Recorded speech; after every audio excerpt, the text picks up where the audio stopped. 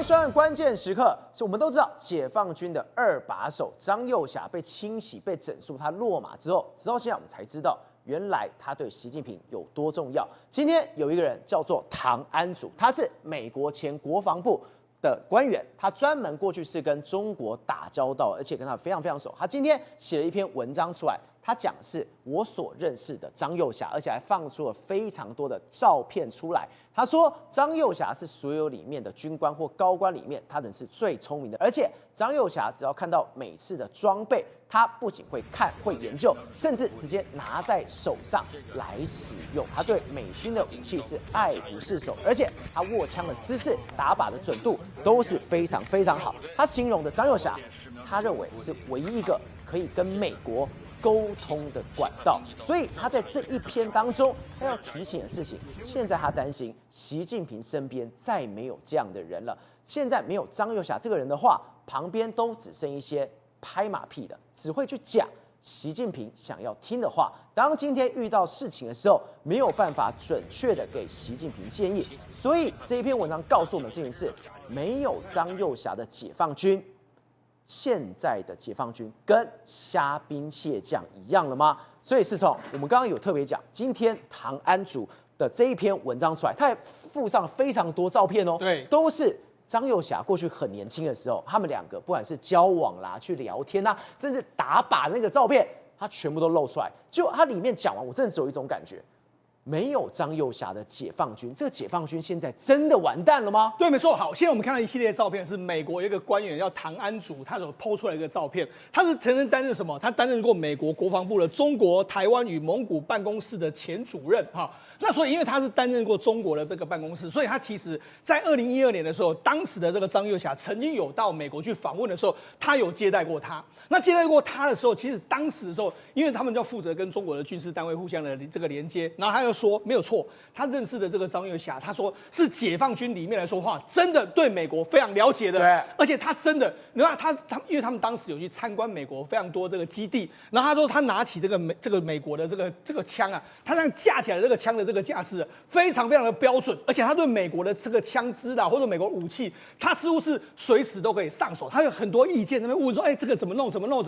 他说呢，除了他在场观察的所有的解放军的将领，就他拿枪的最标准，对，其他人好像都没有开过枪的感觉，那其他人都在那边看，好像都不知道怎么弄的一个感觉。所以他就说，他认为张幼霞是目前解放军里面可能少数对美国非常了解，而且是真的能够打仗的人。对，就没想到他现在就说，没想到他现在人不在习近平的身边的时候，其实他也认为说，解放军的整个作战呢，好像可能没办法作战起来，而且可能缺乏了这个类似这个所谓的这个张幼霞这样的角色之后呢，搞不好习近平会变得越来越武断的一个状况，这可能会增加一个风险的这个情形。好，那我们就讲，事实上目前为止来说，我们就说。这个所谓的这个张幼霞被斩杀之后呢，事实上我们讲前一阵子不是大家在讲吗？中国一直在热炒说，因为美国一个什么斩杀线，对，美国这个甚至还有人问这个美国财政部长贝森特说什么美国斩杀，根本不知道什么东西好。那我跟他讲，事实上中国自己现在才在斩杀线，这个斩杀线由谁来斩杀？是由习近平来斩杀。他怎么斩杀的方式呢？第一个，解放军的很多高级将领已经完全都被他斩杀光光了，不止被他完全斩杀光光。另外，第二个是目前为止来说，他有所有的所谓正义联盟，包括说什么这个俄罗斯啦、哈马斯啦，还有伊朗啦，还有真主党的这个，目前为止都已经被美国斩杀。所以来说，真正的斩杀是在谁斩杀？是由习近平自己来斩杀。把他的所有正义联盟完全都斩杀完毕之后，甚至连现在解放军的高级将领也完全斩杀完毕的一个状况。是哦，我们刚刚特别讲到是，他今天张幼霞为什么美军是要带他过来看？还要让他知道，美军现在的战法是什么，用的武器是什么，而且他说的是什么？唐安祖里面说的什么？他说现场只有一个人看得懂，就是张幼霞，其他人都是傻傻呆呆、迂腐的，他们完全不懂的。对，没错。所以当然了，美军有意思是什么？让你了解我们现在美军的装备跟现在的状况，让你了解美军跟解放军是截然不同的。对，这样某些程度来说的话，当然是有一个人在习近平身边来说，可以了解这个美国的这个状况。他就是在威责他的感觉，对，没错，因为他看得懂，对，他才能够回去说。我看到了什么？对，但是没想到现在这个人不在身边的时候，所以唐安祖反而认为说，这样或许，当然解放军可能战力不行，但是因为缺少这个人的时候，可能会让习近平呢鲁莽的行事，所以反而或许有可能会增大风险，也不一定。不过这当然是他自己的判断，不过我们要后续观察实际的情形才说。石宏哥，我们刚刚特别讲，唐安祖这边洋洋洒写非常多，他是怎么去形容他看到的解放军的人？他说什么？你看哦，他说有些将领需要人哄，要喂食，大量奉承。我心想，他解放军到底是什么烂团体啊？对，没错，因为唐安祖他是长时间跟这个解放军的将领有接触，所以事实上他讲的这些东西来说话，当然不是只有当时去参访的这些人，因为他接触过太多人。传人说什么？他说呢，他很多解放军的这个里面的官员跟这个将领跟他的幕僚之间呢有怎样的关系？他说有些将领需要人哄，这个长官不要生气啊，还要喂食，还要大量奉承，哇，你好厉害，你好厉害，这样的一个状况。虽然就说这些人通常在讨论中没什么实质的内容，就是跟他讨论这个军事装备，他也不知道什么东西；跟他讨论说战法，他也不知道什么东西。然后他们参谋都为他们服务，就是说他对这个将领不太尊重，因为为什么？因为军官来说，长官根本不懂。我说我不需要奉承他，我不需要知道什么，反正我只要让他服侍的好，服服帖帖。那通常这种没有能力的长官，然后下属也不太信任你，而且这些下属来说，军官很多也是买来的嘛，所以大家都是买来买去的，所以大家都没有什么好讲的，反正我们就把这个所谓的该表面功夫做一做就算了。好，那他就说张又侠是截然不同的。他说他身边发挥的这个能力的这个光环，他的气场很强。对，没错。他说他进到房间的时候，他们站得更快，也就是说他的那些幕僚就马上就站起来了，就马上很尊重他的感觉，然后这个站的这个更直，然后他们给他最好的表现。然后为什么？因为事实上他有战功嘛。张又侠他还 po 了一个这个照片，这照片是什么呢？张又侠到美国去参访的时候，他马上说，你们给我一个机枪来，这个 M240的机枪，他马上就拿来这个把它架在这个肩上，架在肩上，然后在那边射击，这个模拟射击的这个状况，他就觉得说，哇，你非常非常好，非常好。然后就说他看到这些武器的时候，他率领他们去参观本灵堡，然后张又侠写得非常兴奋，他说他让参观很多武器系统的这个静态展示，也让他有机会实际射击几种武器。对，所以等于说他真的看了非常多。你看。他还 po 了张又侠的照片，你看张又侠在里面来说非常开心啊，他笑得很开心对，没错。所以他形容他是什么？他今天对于新武器的时候，他会有这个所谓的求知欲，他要去学，而且什么？他还里面他也讲说什么？他很愿意去聊天。对，没错。我管你英文烂或差，我愿意去聊天，我愿意去了解你的人。也就是说，为什么这样说？因为第一个，他有实际战场，所以他当然很想了解美军怎么打仗。2012年，今天美军领着张又侠是到了这里，这边讲这本灵堡。我们可以看到一件事情，本灵堡那是训练很扎实，战力非常强的。对，你看他们今天爬来爬去，他这所有一切都是给张又侠看的。对，没错。张又侠怎么去拿枪的？那个架势非常，你看哦，他旁边这个军官，他的位置完全错的对，没错。好，我们给大家看一下，就是说到底这个张又侠本领怎么样？你看他拿着这个枪的时候的姿势，他能够把这个枪把它拖得非常紧。对，那你看这个枪。他根本没有在他的肩膀的这个肩窝这个地方，所以他这个如果真的假设射击出去的时候，这个搞不好后坐力枪会往后吧？对，所以你就知道说，事实上，如果你看他们的姿势来说，你就觉得非常大的这个差别。而且你可以看到，他连握的地方都差非常多。对，这250吧？是没错，这就是唐汉主讲。根本就是用钱买来的军官。对，没错。然后他在那边看着之后，你就知道说，这个差别在什么地方？他可以讲出这个枪跟武器的这个差别。然后他还说什么？你能把门打开一下，让我看一下吗？他看到这个相关武器的这个装备，因为他非常有求知的欲望嘛，然后他就看，不断的看。你看呢，还看到美国的这个装甲车的时候，他那边一直端详，仔细的端详。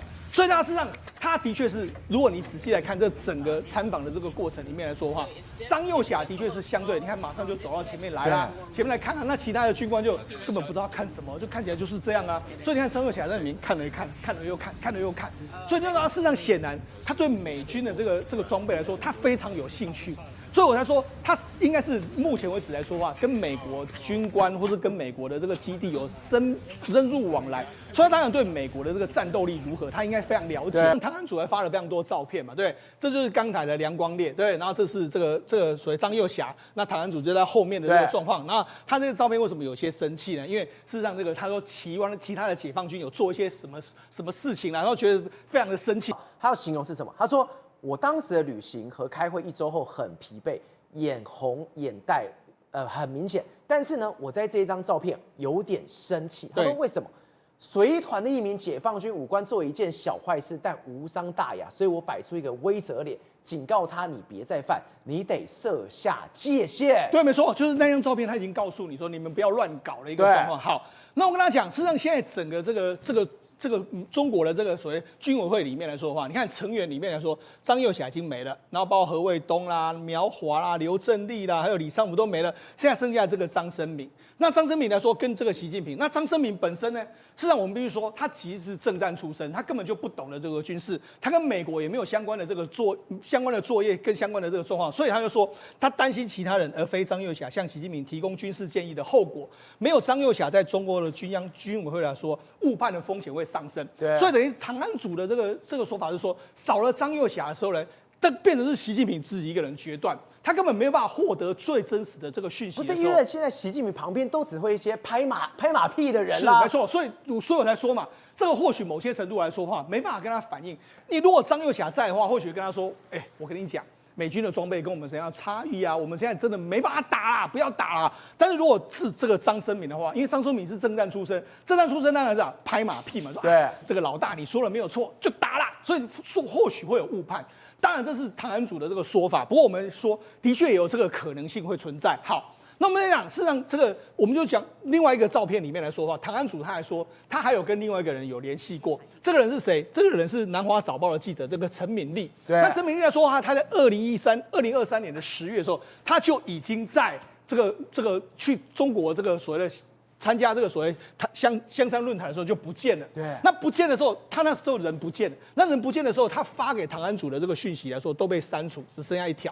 那唐安祖知道说他不是自己删的，还是他就说，因为是别人拿到了那一个这个陈敏丽记者的这个手机嘛，对，所以他把那些所有的这个过去他跟这个唐安祖的这个讯息全部都删掉了嘛。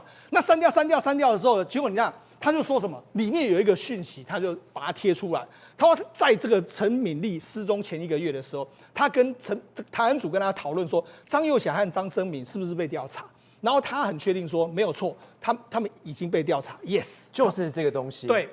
他还把它放了出来，他是唯一一个的线索是在这，因为其他的都是什么都被删掉，对，删掉，是完完全全的证据，对，没错，所以他就说那一条 yes 是唯一没有被删除的这个状况，就是这样。那一封讯息里面，为什么其他都删掉，只留这个 yes？ 这是什么？只要告诉美国，的确，现在张幼霞真的被调查当中，对，这也或许是美国这等于是中国给美国的一个讯号，给他们看的。对，或许都是这样子的。但是目前为止来说，我们当然不确定这是不是故意留给他看的哈。另外一个是什么呢？因为《华尔街日报》的报道里面来说话，中国最高级将领张幼霞被美国被指向美国泄露核机密嘛哈。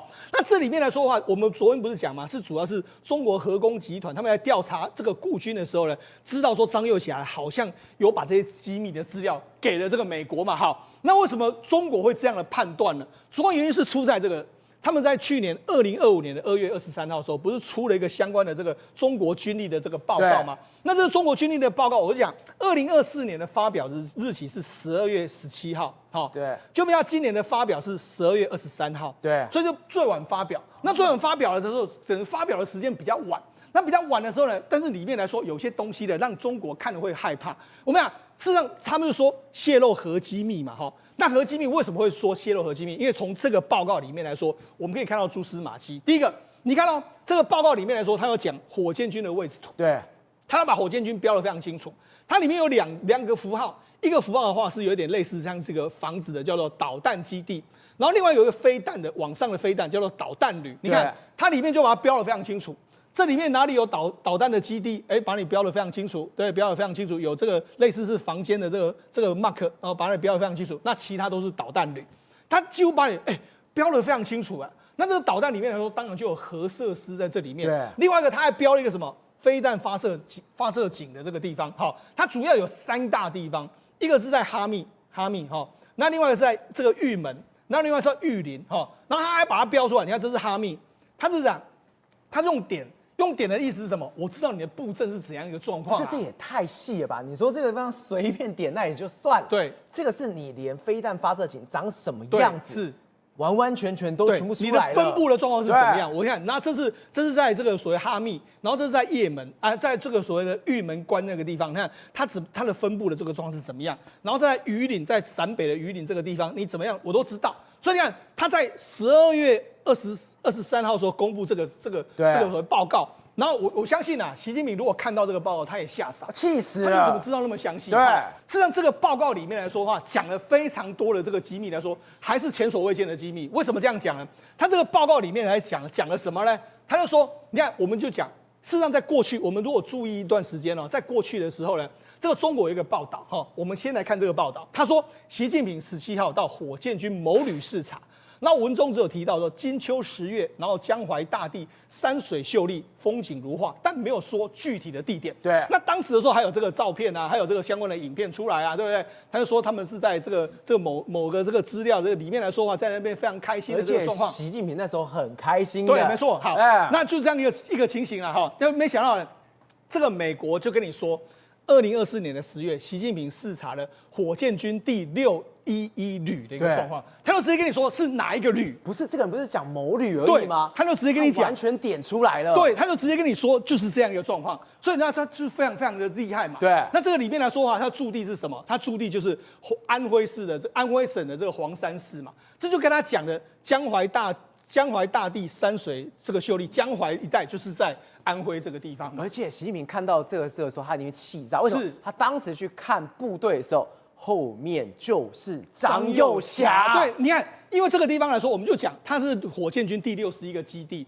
然后第61基地它下辖611到617旅，所以等于是这么多，他就直接跟你说是611。对，我有那么多旅，你怎么知道我去哪个地方？你连我去什么地方都知道，对不对？那你就讲这个安徽黄山的火箭军的第61个基地来说的话，你看它的涵盖范围包括中国的东南地区，包括台海在内，还有包括说什么东风15啦，然后还有东风21A 啊，还有东风31AG，看他都完全把你弄得非常清楚。所以等于是你连习近平你到什么地方去，正好如果我真的知道你到什么地方去，我是不是可以在这个地方跟你进行攻击？对，所以你看，我连你去什么地方都知道。你觉得习近平看到这个时候，他会不会吓傻？他那个报告里面，我都没有讲我去哪里，你怎么知道我去哪里？我不要当马杜洛。对，好，那除了这个之外来说啊，他还公布2个东西。这2个东西是什么？他说他们还揭露一个叫做综合，在一个甘肃的这个核技术产业园区来说，如果能够用的话，未来他们核动力潜艇的技术能力可以大增。所以这个基地，你看我都跟你讲，你在弄这个，我美国给你揭示出来。另外还有什么？他还说你们中国在这个夏普的核电厂里面来说，新建2座所谓钠冷却快中子的这个增值反应器，这是什么意思呢？因为现在第4代的核电就是用钠冷却水，然后去这个当成是降温的这个状况，所以它等于说你在这个地方来这个所谓发展第4代核电，我也知道。然后你们在这个里面来说的话，还在恢复中国生产所谓武器级部的这个能力，我也知道。所以你看，他美国这个报告里面，中国军力报告里面，他讲了非常多巨细靡遗的资料，完全被看透透了。好，那我就讲这个为什么对习近平来说非常惊恐呢？第一个，张又侠有没有给他资料？当然一定有，但是问题是很多资料是非常非常的巨细靡遗。对，巨细靡遗到这种程度来说，可能不是只有张又侠泄露啊。那因为你就说好611旅里面的很多人事布局什么，可能张又侠也没办法知道啊。那甚至很多核工集团的这个地方，也不是他能够知道啦。所以来跟你说，你看啊，我们刚才不是说了吗？他在整肃这个所谓这个核工集团的这个顾军的时候，知道张又侠有泄露，那这个顾军搞不好也有泄露啊。那泄露那告诉你什么？搞不好告诉你，中国上上下下有非常多的军官或者武器公司或者很多人都泄露到美国去。所以呢，这个当然会怎么样？我就讲，这个会变成是习近平最深的恐惧。所以为什么他会一直不断的整数？为什么我们昨天会说他这个整数只是开端？对，因为你相信只有张又侠一个人泄不可能啊，下面这么多人。对，好，所以我才说，现在就是习近平最脆弱的时间，就是因为他现在根本不知道谁是他的敌人，因为他现在身边没有一个人信任的时候，他会相当的恐惧。因为唐安祖真的把解放军讲得跟什么一样，逢迎拍马，没有用的、迂腐的、去买官的。唯一的只有张又侠。好，但是问题点就来了，张又侠倒了。张又侠倒，他认为什么？张又侠等于解放军。那没有解放军的张又侠，现在什么都不是了吗？所以我们说唐安祖可能会更加害了张又侠本来应该被判10年，被判10年而已，可能变判20年为什么？就是这说明了美国人喜欢张又侠，不是吗？那也更说明了美国人懂张又侠。你只要懂张又侠，认识张又侠，那就代表说美国在他的决策圈，在他的情报网系统当中，认为张又侠是可接触的对象。这不是坐实了习近平抓他的最主要理由吗？你就是跟美国人太好了。对。那为什么连美国人都跳出来当你求情？你知道在文章当中写一句主要我喜欢他，所以才希望他能够在清洗中活下来。对。这句话代表着害死他。我跟你讲，为什么呢？你知道这个唐安祖见他的时间点在什么时候？2012年，对，那时候他还是沈阳军区的这些那他本来还是个小咖，然后他看他的那个做法、那概念来讲的话，基本上他那时候不是军委会里面的成员呢，他那只是一个小咖的类似这个少将、中将的这个概念而已啊。对，所以2012年，然后到了2023年的时候，这个唐安祖透过南华早报的那位记者，就消失那位记者，到香山论坛去了解是不是张又侠已经开始被整肃了。这时候传回来的讯息好像是所以这什么事情？就是习近平的出手不是在今天出手，对，习近平在2023年就在出手了，所以在2-3年前的时候，习近平就已经针对张又侠还有其他的军委会的成员，就开始在找他的资料了。对，那这时候你就增加坐实了，因为为什么呢？唐安祖有讲到一句话。他说，其实他做中国这个军方的研究他没有说教这个南华早报那一位记者诚信记者太多，都是那些诚信记者教他的。什么叫诚信记者教他的？就代表说诚信记者从中国内部拿了很多情报给这一位唐安祖嘛。那唐安祖因为他做过美国的高官嘛，在国防部里面当过官员嘛，所以再把这些情报再拿到美国的那个情报系统去嘛，那不是作死的张又侠。诚信记者还有唐安祖，他们其实是其中的一条线，他们就是一个情报网的概念了。这个习近平不抓你，要抓谁？所以这个其实唐安祖这写篇出来，等于是害了张又侠，你知道吗？他不是很好的朋友吗？好朋友，好朋友捅到流血，有时候会猪队友，你知道吗？好，那这是个没办法的事情。但是因为有时候，因为代表说这个张又侠的这个利用价值已经差不多了，对美国人来讲差不多了，罪行刚好就是唐安祖帮他安好了，不是吗？不是，可是这样会遇到一个最严重的事情，就是什么？当你今天真的遇到大事情的时候，你没有人问你没有人问，习近平就倒了吗？不需要问啊，川普直接打电话给习近平就好了。这什么意思？就中国它自古以来就是皇帝说了算，对，他没有说所谓的其他还要听其他的，其他听你的讲话是因为我心里已经有答案了，你是不是能够跟我讲的是一样？你是不是跟我志同道合？你是不是站在我这一边？对，比如说我举个例子好了，2014年。首次的这个奥巴马时代的时候，美国军舰开过西沙群岛，结果穿进去内水当中，所有解放军都愣在那边，怎么办？要打他吗？因为已经进入到中国的领土内了啊！所有都在等习近平下号令。习近平刚接政权呢，习近平那时候在想说，习近平说，就这一艘船就让他过了，就这一句话，所有解放军都不动了。这什么意思？还需要问张又侠？需要问军委会的其他成员吗？都没有，大家全部都在看着习近平。习近平心里心知肚明，所以是什么意思呢？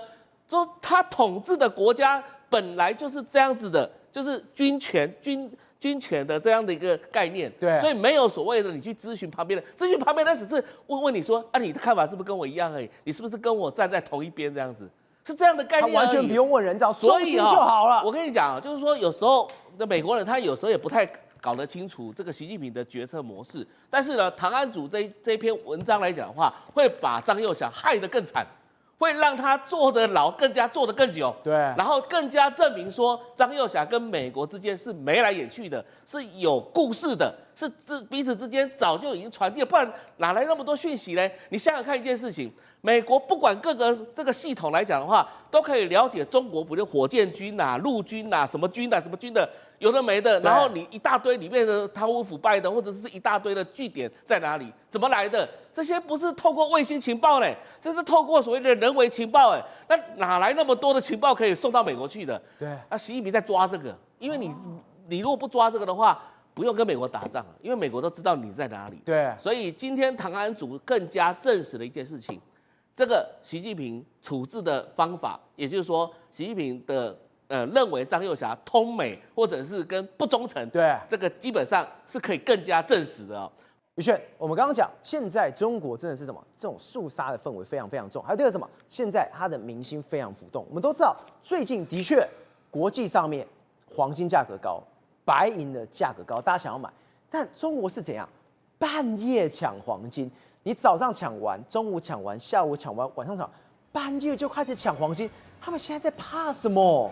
我们在手机 App 里面呢，投资黄金那个叫做投资啊。中国这种半夜的跑去抢实体黄金，这个叫做逃难。逃难潮，内战要爆发了吗？为什么来？你看哦，这是他们的半夜的地方，而且你看哦，不是什么偏乡，包括北京呢，以及他们邻近的这个我们讲上海一带都有这个现象，也就是大半夜的时候，他们人呢就已经开始在排队。那你看到他是从外面哦一路在天桥上排到了百货公司的里面，然后绕啊绕啊绕，然后绕到最近的地方呢，他直接插一个牌子，我还以为哦我是在走高速公路，走国道5号。来，前方从此处排队开始得等3个小时，这么多人排3个小时就为了买黄金？对，而3个小时是到那边哈，所以后面还有，后面更久。那呢，为什么呢？而且你进了店里面之后呢，他跟你讲说，你呢一个人限购只能买15分钟，如果买超过呢，我就不卖给你。所以呢，最近的确黄金的价格飙破$5000哈，连银价也一直在水涨船高，每盎司超过$109，但绝对不是这个现象，因为你可以下单去投资啊。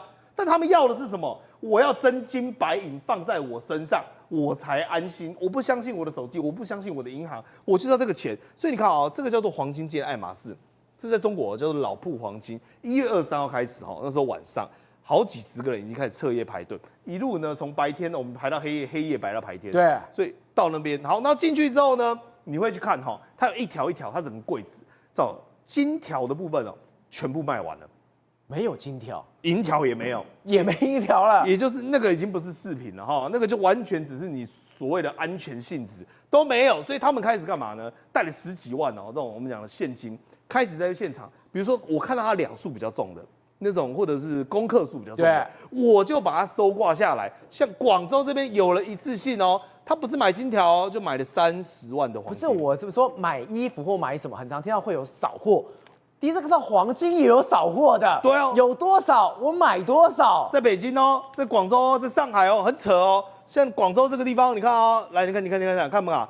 他说每公克哈，他们用人民币去算哈，1500块人民币，大概台币哦，将近我们讲6、7千块，开始在那边扫。反正呢，我就是给你足额的钱，对，你把它变成是黄金就对了。你看一开门之后就往前冲，马上冲，我还以为他们要抢头香，要去插香炉，就不是。去冲黄金的抢黄金，所以你看啊，这是老铺黄金。我们刚才讲到他们的黄金界爱马仕哦，在整个我们讲的春节这 SKP， 也就是类似百货公司的地方，来你看啊，排队人往更胜以前，所以它的金价包括它的股价，来水涨船高，对，整个飙起来了。所以你知道吗？整个中国出现这种怪现象，但哦，在整个消费的场所人抢人，但是呢，在所谓的重要的军事基地里面呢，也出现肃杀的氛围。比如说，这是张幼霞的住处，对，那人不是抓走了吗？对，那抓走了干嘛要理他呢？抓走我们就不用管了嘛？不对，重兵包围，对，至少闻到不寻常的味道。我请问一下，如果张幼霞已经掌握在你习近平的手掌心里面了，你干嘛要派人去包他的住所？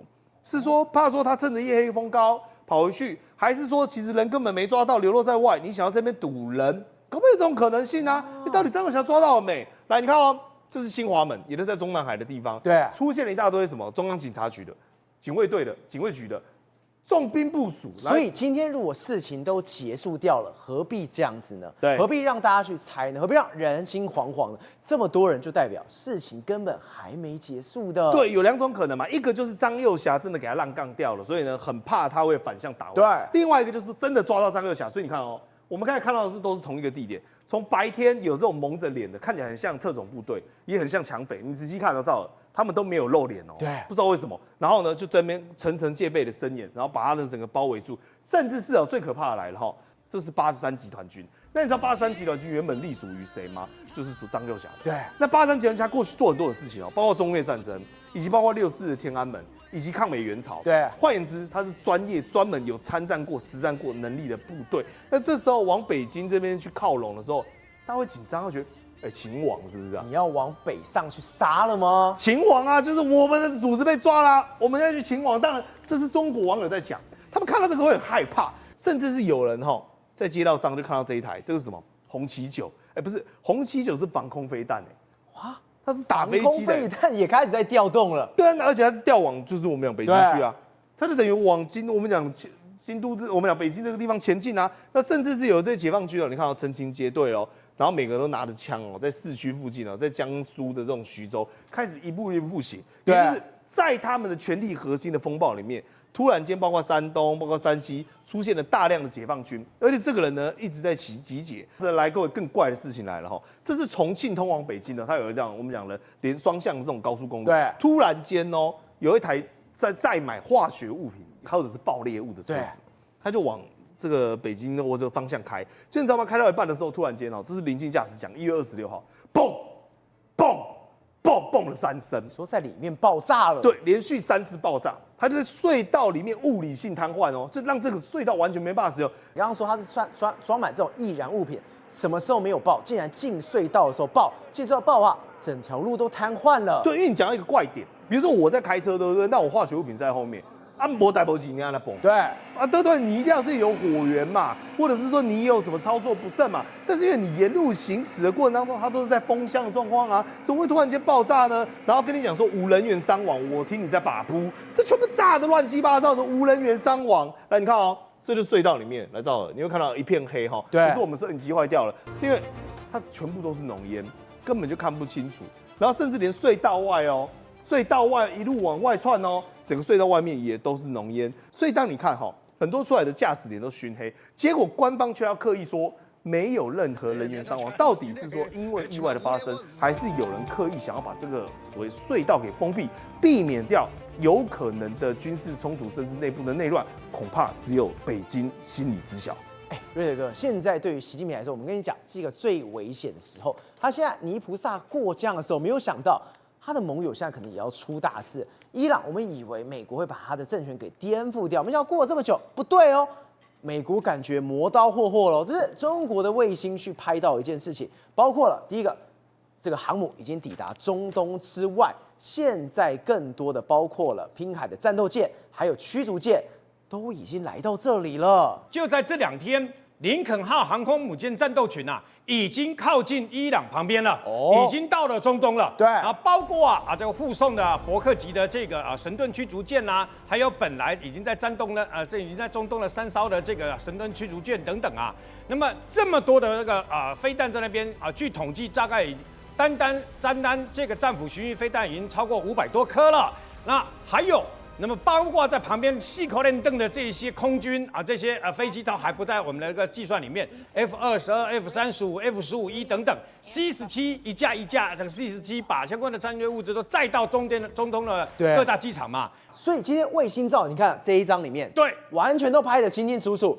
美国真的 stand by， 要随时动手了。美国只是把比较靠近伊朗周遭国家的相关的空军基地的这些军人呢，跟这些飞机往内缩到哪里？缩到这个靠近以色列的约旦机场这样而已那么看起来整个美国的军力不断在膨胀。那么你看那张照片，那张照片是什么？这是伊斯兰思想传播组织他发这个宣传片没错。就宣传片怎么样？他说我们有极音速飞弹法塔。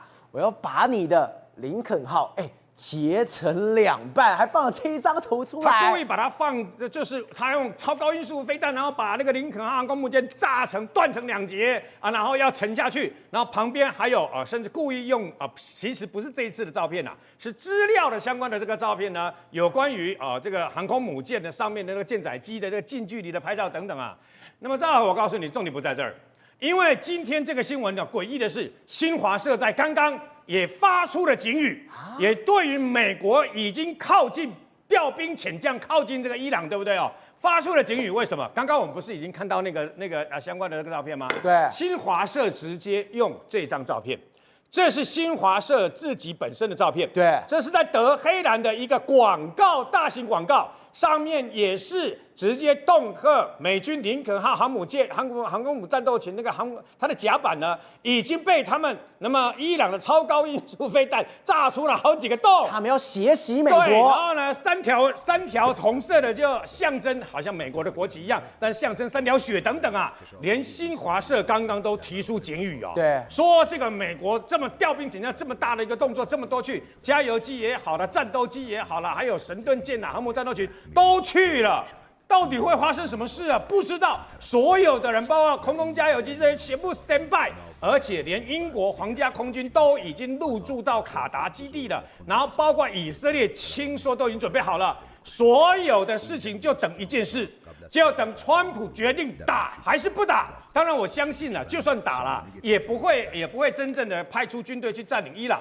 但是之前取个丘那个伊朗的精神领袖何梅尼亚，80几岁的何梅尼亚，在劝说之下呢，已经躲到好几层的地下的一个碉堡里面去了。对，然后呢，但是伊朗还是嘴丘。现在的这个整个指挥权是由何梅尼的3个儿子负责接管，在地面上的。但是伊朗呢，那么因为怕人家说啊，何梅尼躲在下面，对不对啊？所以呢，还亮出他们在地下碉堡里面的飞弹。那么美军现在连要执行所谓的空中电子干扰机、电战机也全部派去了，电战机也进来还了。记不记得中共的这个等于说相关的这个号称可以抓到雷达，抓到美军逆中战机的雷达JY-27都没有办法嘛，都被电战机整个干扰嘛。对，现在电战机也派到伊朗旁边去了，所以什么意思啊？当大家摸不着头绪，就是说你川普到底打不打？那么赵哥，你知道所有的动作都跟一件事情有关系。对，各位如果仔细看的话，当时川普要坐空军1号从美国搭到瑞士去嘛，搭到瑞士去演讲嘛。对，那结果呢？他的飞机起飞没多久，突然间折返，对，紧急折返换了另外一架空军1号啊，空军1号。那么当时理由官方发表的是说，空军1号的电力系统出了问题，对，说他的因为他有时候有那个记者席嘛，都经济舱那个记者席嘛，说上面的那个电子呢，照明的那个相关的那个 LED 呢出了一点问题，所以呢，为了安全起见折回，你相信吗？我不相信啊。那么川普是不是在怀疑？因为川普回来了以后没多久就说，如果伊朗胆敢对我进行暗杀行动的话，他已经下令美国3军，那么只要他的人身安全受到威胁，就算他被斩首死掉了，也必须立刻攻击轰炸伊朗。他为什么这样讲？川普为什么这样讲？死了12000名的伊朗人，川普都没有动怒哦。对。但是在空军1号折返了以后，他突然间那么生气，是不是这架空军1号让川普认为是不是伊朗人动了手脚呢？宏观取材，厘清真相，犀利精准，深入剖析，时刻掌握关键，新闻时事不漏接。老时段，新气象，我是钟浩和，关键时刻2.0，全新出击。